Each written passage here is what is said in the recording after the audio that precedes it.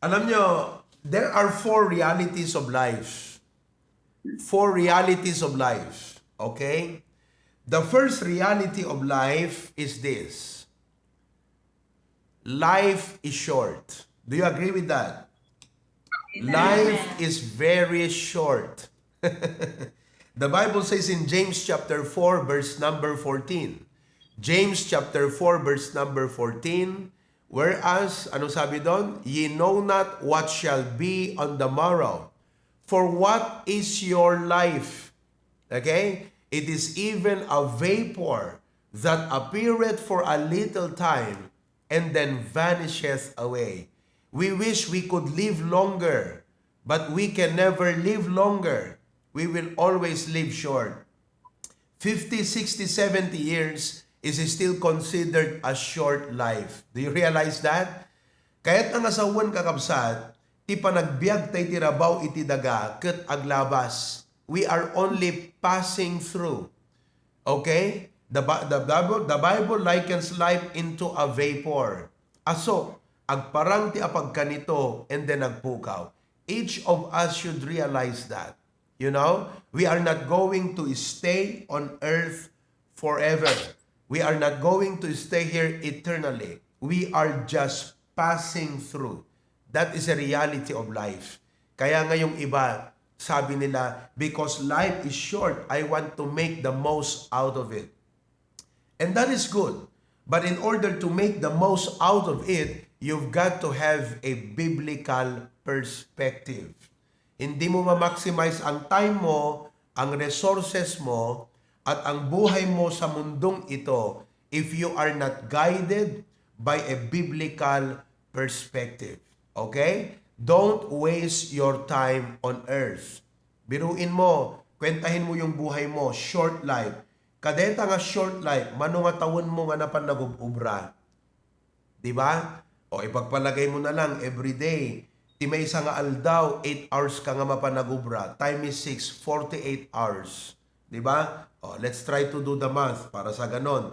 May idea kayo ha. O, tingnan natin. Okay. O, 6 times 8, 48. O, nagsimula kang magtrabaho nung 20 years old ka. Diba? O, di 48 hours a week yan. Time is 4. Oh, that is 1 month, 192 hours. Time is 12. 2,304. Can you imagine? You go to work 2,304 hours every year. Hello? 2,304 hours every year. Pumapasok ka sa trabaho mo. Oh, nagsimula ka nung 20 years old ka. 60 years old ka na, halimbawa, tatrabaho ka pa rin. That is 40. Oh, time is 40. Anong ibig sabihin yan? You work 92,160 hours. 40 years. Short life. Most of your life was spent in job. Most of your life was spent at work. Is that how you will make the most out of your life? Mga kapatid, hindi ko kayo dinidiscourage na magtrabaho. But there is something more substantial in life. Mga kapatid, kaya the Lord did not just give us life just to work and earn money. Naunawaan po ninyo. Kaya nga kung wala kang biblical perspective, kung wala kang godly priorities, talagang ang buhay mo ay umiikot lamang mga kapatid. Yan yung sinasabi nilang ang buhay ay parang gulong. It's not in the aspect that sometimes you are up, sometimes you are down. Hindi po yun. Ang ibig sabihin, ang buhay umiikot lamang.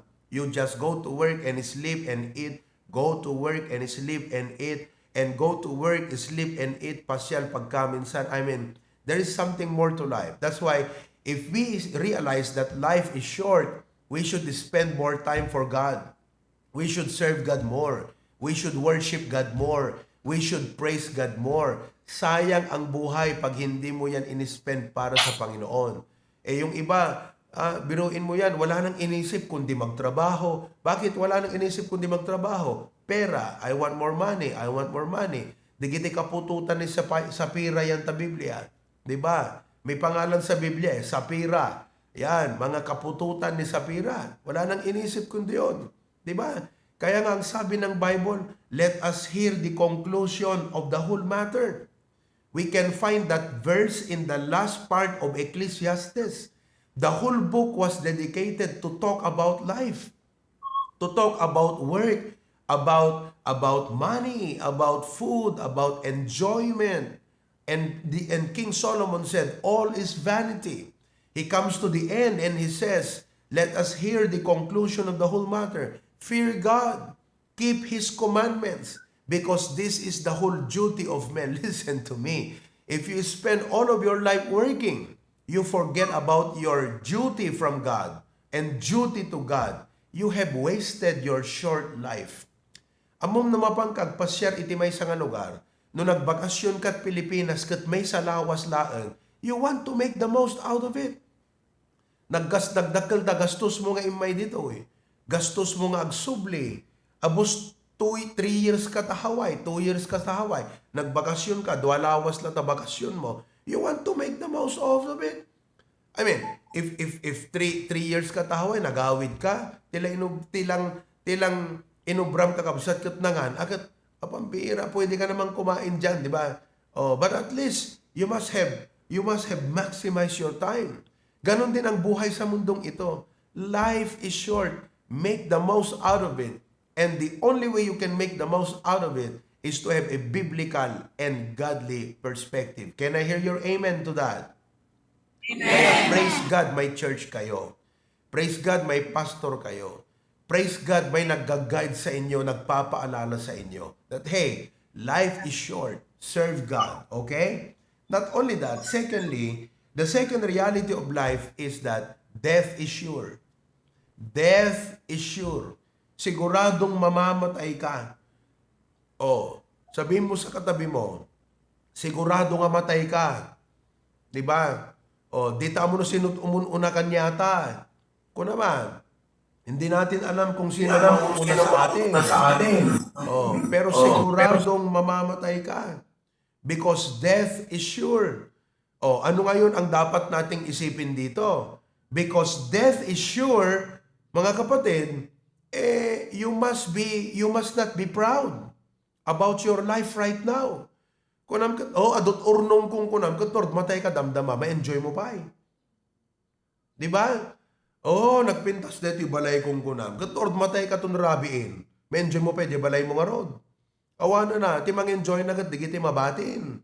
Di ba? Kaya nga, sabi ng Bible about the rich fool, anong ginawa niya? Nag-urnong all of his life. Tapos nagapit ti adu nga apit na. Kuna na nga kasta, ana aramidak deti apit ko, I have so much harvest, sabi niyang ganyan. I'm going to replace my deti storage ko, replace ak deti barn, kuna na nga kasta. And I am going to store all of this in my barn. Retirement. I'm going to eat, drink, and be merry for the rest of my life.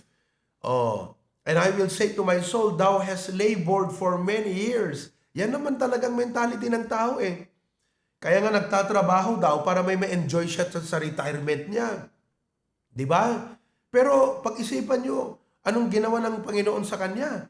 Sabi niya, thou hast labored for many years. Now it's time to eat, to drink, and to be merry. So when he thought that he can finally enjoy what he has labored for many, many years, God told him, thou fool, this night I will take your soul. Now, sino't ag-enjoy itat tagunana? Nagbanugam ti manungat awan, sabali magayam ti agbanugam, sabali magayam ti aglakaman. Death is sure. Naunawaan niyo po yan. So, we don't know when death comes. You know? That is why we should not be proud. Kaya nga sabi ng Bible sa Proverbs 27:1, boast not thyself of tomorrow, for thou knowest not what a day may bring forth. Don't ever be proud that you say, amen, si bibiyagat to pa ay kastoy, isunganog sa uka, ti kanayon nga ibagam, detoy, no pagayatan iti apo. If the Lord will, don't be proud as if control mo ti biyag mo. Ni apo, Diyos ti makintinggal, deta kamatayan mo. That is why pag nag-usap-usap kayo lagi, Kikita tayo ito no kastoy, anay bagam.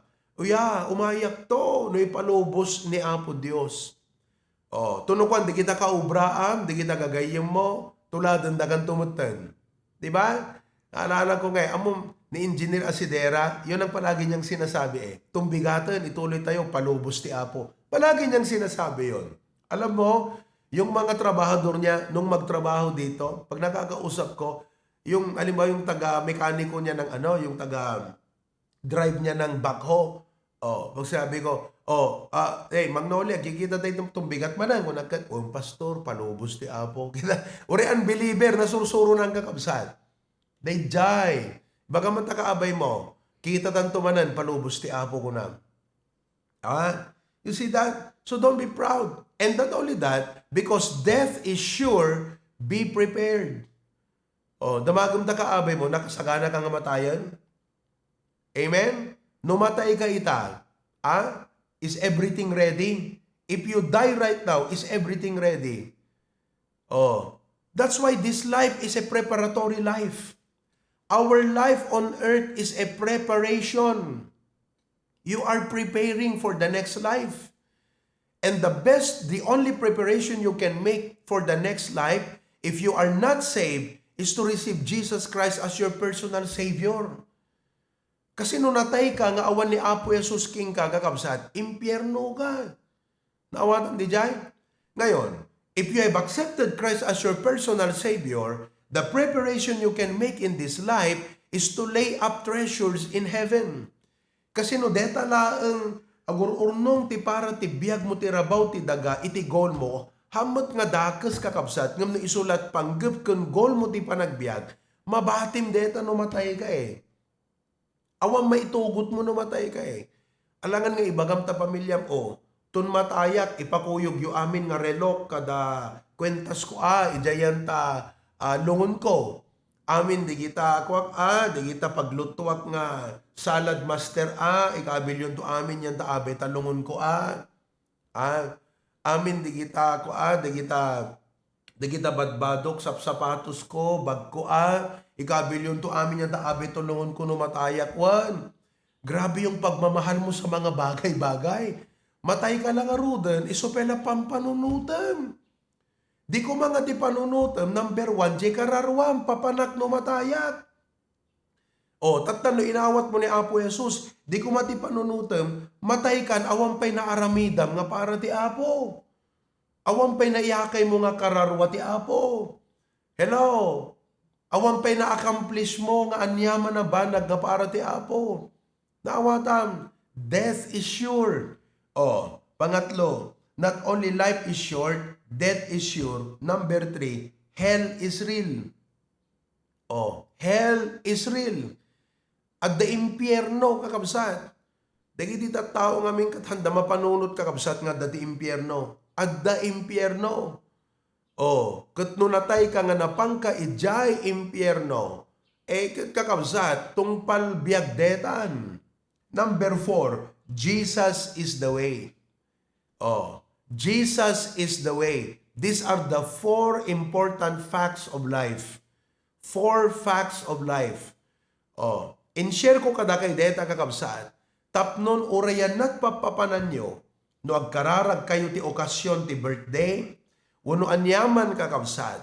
Mabalin nyo nga i-share deta. No kunadaking kagat agkararag kaman. Kunam to kadakwadan. Okay guys, before I am going to pray, I would like to share with you 4 facts of life. Don't you know that number 1, life is short? Aming nga tao agtanged. Awan tao disagree ka deta. Don't you know that death is sure?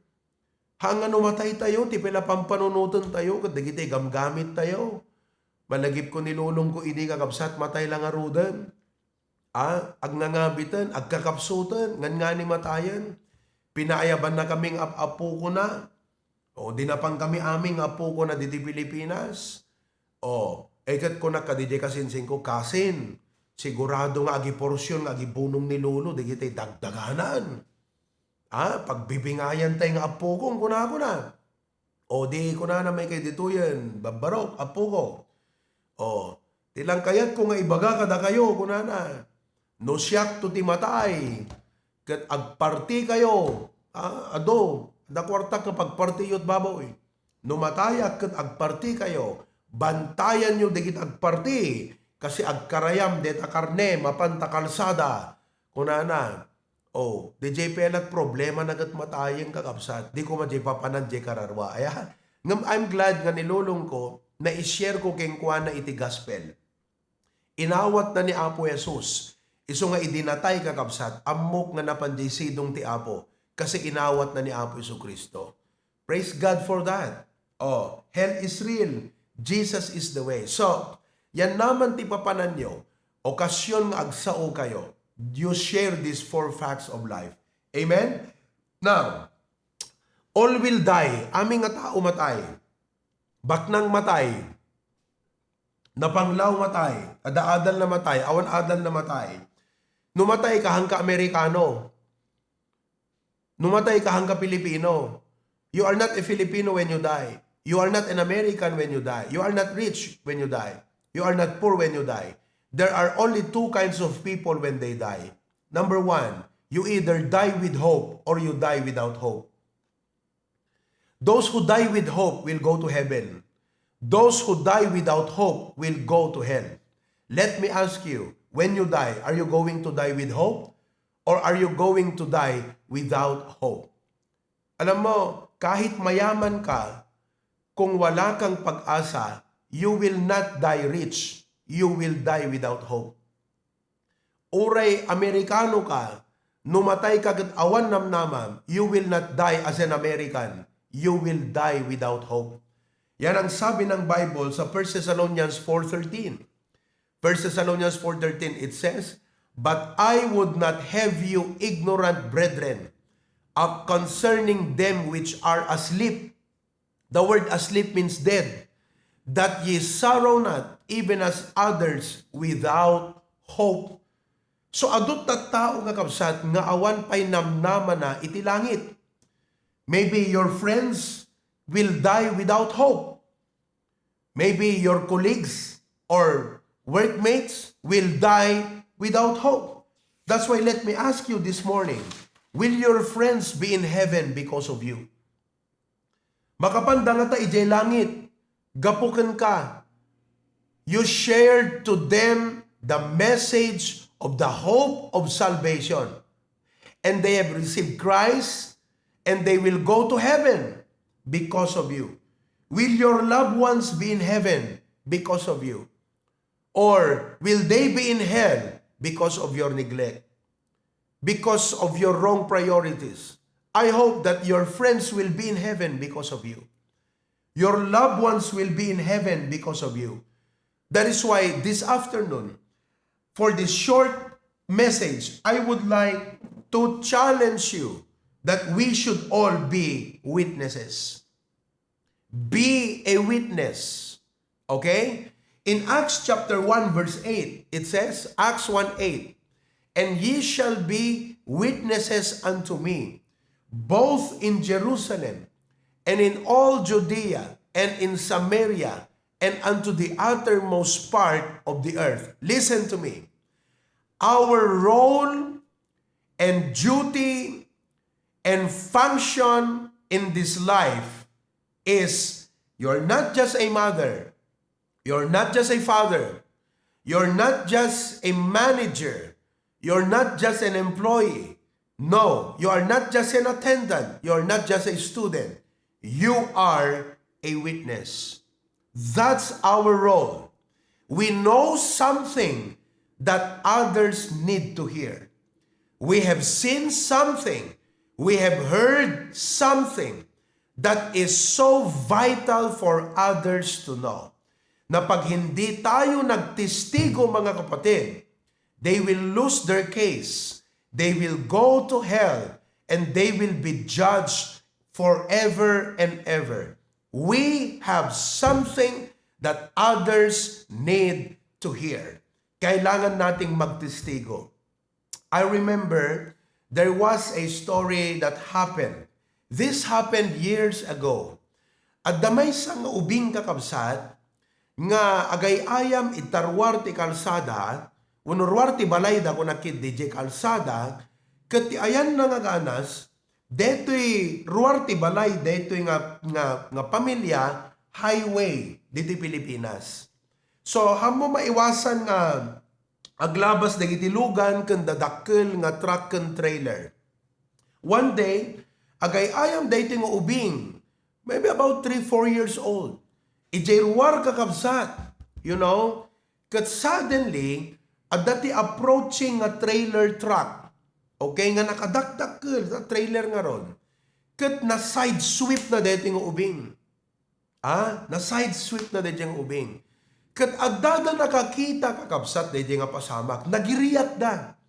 Idi ko ang rimwar dito tatang kakabsat, ket mapan na rescueon dito anak na piman nga na side sweep, ket tatan nagsardeng dito nga trailer, ti ayan na nga ganas kakabsat, idi tumartaray deto'y ama, nagatras deto'y trailer, ket dinalisan na pelaan deto'y nga ubing. I think I heard some people say nga, dakdakkel ti gastuam no baldado ta ospital, deto'y tao nga nadumpar mo, kesa deto'y padalisam lat nga patayonan, lungon lat paggastuam. Siguro yun ang inisip ng driver, inyatras na kakabsat, ket pinadalisan na DJ ligay DJ ubing. Ket siyempre DJ tatang apo napan na inaratod di anak nan ket natayen nga nakasalungay-ngay. Ket ididumteng kakabsat iti panaghihiring. Gaputa DJ sa may-ari dito nga trailer truck ket you know dadakkel nga tao awan ti mayat nga agtestigo kakabsat. Nakasaksakit, nakadagdagsen, jay rikna, jay parte, jay nga pamilya, nga awan man lat mayat nga agtestigo kakabsat, uno agsao, nga inatrasan na pelaan. You know? Because the story was twisted. The story was twisted. Kat awan ti mayat nga agtestigo kakabsat. It was unfortunate, very unfortunate, on the part of the family. Listen to me. Datayo dagiti testigo iti apo. And how unfortunate that our loved ones will just go to hell like that when they die because we did not testify to them. Our friends will just suffer in hell forever in the eternal flames of fire because we did not testify to them. We know something that can change their eternal destiny. We have the message that can totally alter the direction of their eternal destiny. Instead of being lost forever in hell, they can actually experience peace and rest in eternal heaven, mga kapatid.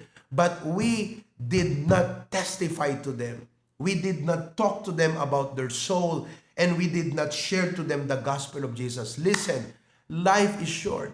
You don't know. Your friends may die tonight or tomorrow. Uso ti atake itan kakabsat. Uso ti hypertension. Uso dagiti matmatay, COVID kanda dumapay. We do not know. That is why while there is time, while given the opportunity, let us be a witness for the Lord Jesus Christ. Now, what is a witness? A witness is a person who sees an event. May nakita siyang pangyayari. Typically a crime or accident that took place. So, he has a personal knowledge of what happened, and because he saw it, he was there when it happened, that makes him a witness. You know? Now, in a courtroom, imagine yourself inside a courtroom. There is an attorney. An attorney will summarize the case. An attorney will cross-examine with true questions. He will make arguments, present the side of his client before the judge. So he will make an argument. That's what an attorney does. But God said, hindi niya sinabi, ye are my attorney. Ang sinabi ng Diyos, ye are my witnesses. So we are not in the business of arguing with people. If they don't want to listen, just leave them. Just pray for them. But we are not in the business of arguing with people. All we have to do is to be a witness. We just need to testify Yan lang po ang gagawin natin. Ngayon, ano ang ating ite-testify sa kanila? All we have to testify is what happened to us. What happened to us. Now, let me share to you one of the qualifications. Dito muna tayo magtatapos. I'm not going to give you the rest of the outline. I'm just going to give you the first point. If you're going to witness to your friend and to your loved ones, this is the first criteria to be a witness. Number one, you need to have a personal experiential knowledge. You need to have a personal experiential knowledge. Nakitam, adda ka ijay, you share a personal knowledge of what happened. Are you with me? So, when you talk to your friends, when you talk to your loved ones, just tell them about your testimony. Sabihin mo lang sa kanya, you know what? Let me give you how you share your testimony.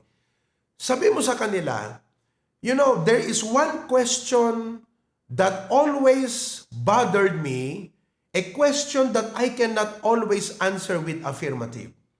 And that question is this: if you die today, would you be sure that you will go to heaven? Alam mo, hindi ko yan masagot dati. I didn't know if I die, I would go to heaven. But thank God, there was one person who came to me one time and opened the Bible, showed me the scripture, and shared to me how I can be sure that when I die, I will go to heaven.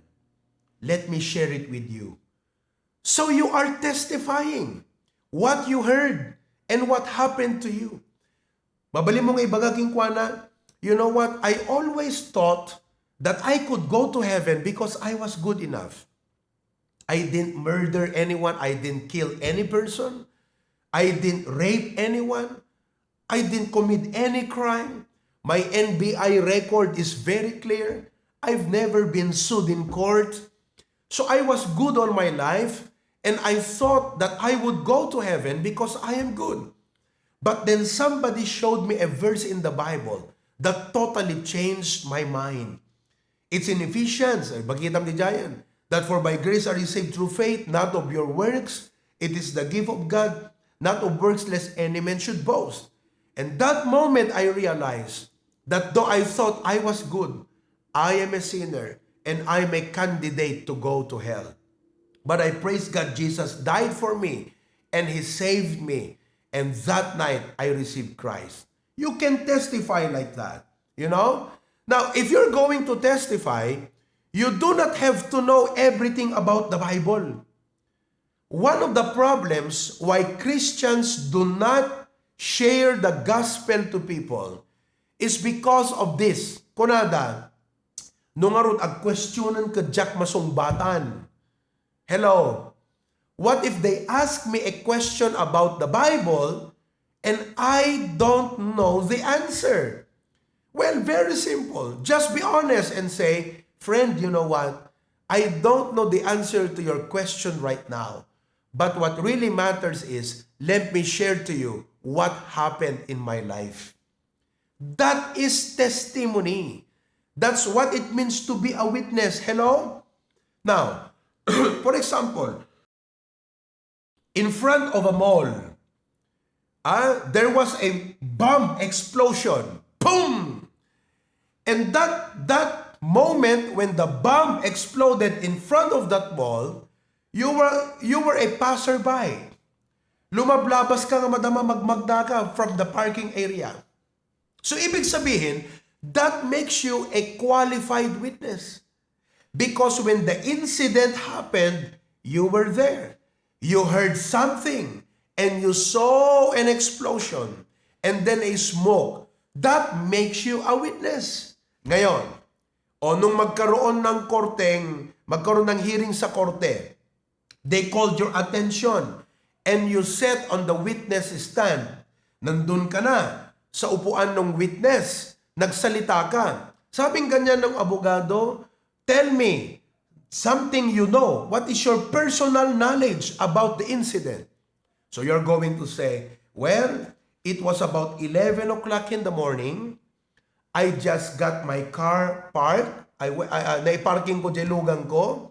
And when I was about to enter the mall, I was on my way to the main entrance. Suddenly, I heard an explosion. Boom!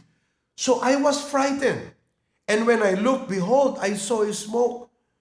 Perming asok. And then the next thing, I had to hide somewhere. I ran somewhere and I hide. Naglimenga. That's all I know. Tatadamagan naging kadya abogado. Can you tell me where that bomb was made from? Is it made from Japan? You have any idea? Did you see if the bomb says made in Japan? Made in China? I mean, that matters to them. Baka nga pakana ng Hapon, pakana ng Chinese. That's why they were asking you. Do you have any idea kung yung bang bomba galing sa China, galing Russia ba yan? Galing ba yan sa Middle East? Gawa ba yan ng mga Pilipino? Siyempre, anong malay mo doon? Di ba? Pinuntahan mo ba yung bomba at made in Japan ba to? Tapos, boom! So, yeah, it's made in Japan. Wala ka nang alam doon. So, ibig sabihin, you may not know every detail about that bomb. Sinot na panangidi ijay. You have no idea. But you can only testify about what you saw. The point is this. You may not yet know everything about the Bible. Maybe somebody will ask you, anak naga na day, ginailan sa day krus nga kaabay ni Jesus. How do you know? Wala naman sa Bible. Diba? Alam mo ba kung anong pangalan nung nakapako sa krus na kasama ng Panginoon? You don't know. There are questions that you cannot probably answer. Pero ang sabi mo sa kanya, you know what, my friend, I'll be honest with you. I'm just a new Christian. I'm still a student of the Bible. I'm still learning. I don't know much. But let me tell you one thing. This is what happened to me. I realized that I'm a sinner. And I'm going to die. And I wanted to be sure that I go to heaven when I die. And I realized I had to receive Christ as my Savior. When you die, do you know you will go to heaven? Ang dami niyang tanong, dami niyang alam. Pero hindi niya alam pag namatay saan siya pupunta. That's what you call to be a witness. That's what happened in John chapter 9 verses 24 and 25.